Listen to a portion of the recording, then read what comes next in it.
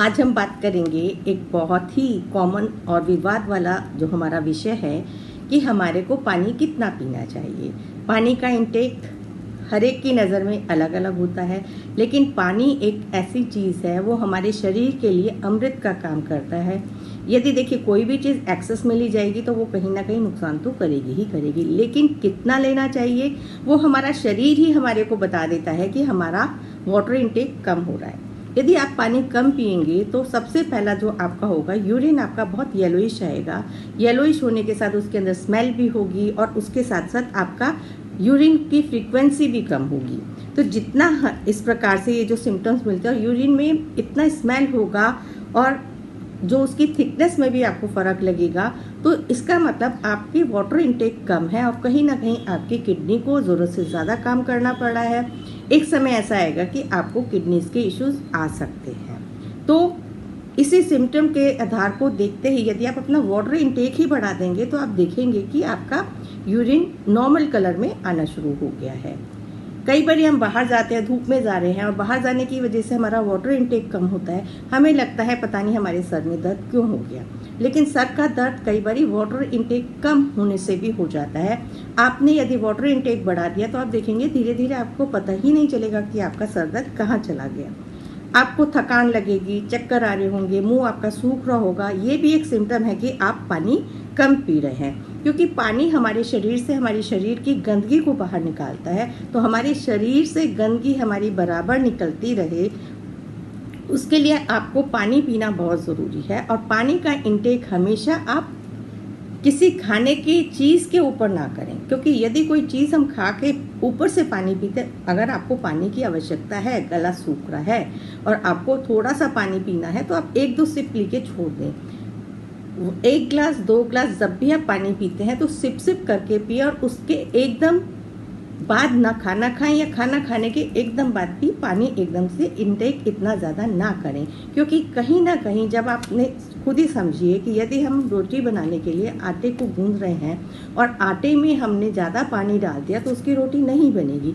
उसी प्रकार से खाना खाने के बाद यदि आपने एक्सेस में पानी पी लिया तो एक तो जो खाना गया उसको डाइजेशन के लिए हीट की ज़रूरत है, अग्नि की ज़रूरत है, ताकि आपका खाना जल्दी डाइजेस्ट हो। लेकिन आपने ऊपर से उस पर ठंडा पानी डाल दिया, अग्नि जो उसके खाने को पचाने के लिए चाहिए थी वो वहीं पर ठप हो गई और आपको फिर धीरे धीरे शिकायत होगी गैसेस की, बदहजमी की, डकारों की एंड और भी कई इश्यूज आ जाते हैं। तो ये छोटे छोटे से इश्यूज हैं जिनको आप अपनी बहुत सारी इवन बीमारियों को भी आप अपनी पानी पी के ही दूर कर सकते हैं। हाई ब्लड प्रेशर में यदि आप पानी का इंटेक बढ़ाते हैं, आप यदि फीवर में पानी का इंटेक बढ़ाते हैं, बहुत सारी चीज़ें जब शरीर से टॉक्सिक्स निकलने लगते हैं, आधी बीमारियों की वाटर थेरेपी के द्वारा भी आप अपना इलाज कर सकते हैं।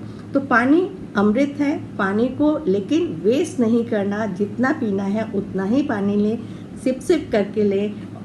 और पानी में एक बहुत बड़ी क्वालिटी होती है, पानी हमारे भाव को लेता है। यदि आप पानी को 2 मिनट देखते हुए और एक एक सिप लेते हुए एक एक अपने मन में एक ऐसी धारणा, कोई भी अच्छी अफर्मेशंस की मैं इस जल को पी के भाग्यशाली बन रहा हूँ, इस जल को पी के मैं स्वस्थ हो रहा हूँ, ये पानी मेरे जीवन में चमत्कारिक परिवर्तन कर रहा है। और हर बार जब आप जल पिए और लगातार पूरे दिन के लिए अच्छी सी पॉजिटिव अफर्मेशन आप जल के साथ करते रहें तो देखें कि आपको रूपांतरण कैसे मिलेगा अपने जीवन में। क्योंकि जो जल आप पी रहे हैं, हमारे शरीर में वाटर का एलिमेंट ज़्यादा है तो वही आपको उस रूप में परिवर्तित करेगा। तो ये कुछ एक बहुत ही छोटी सी जानकारी है, हालांकि सब इसको जानते हैं।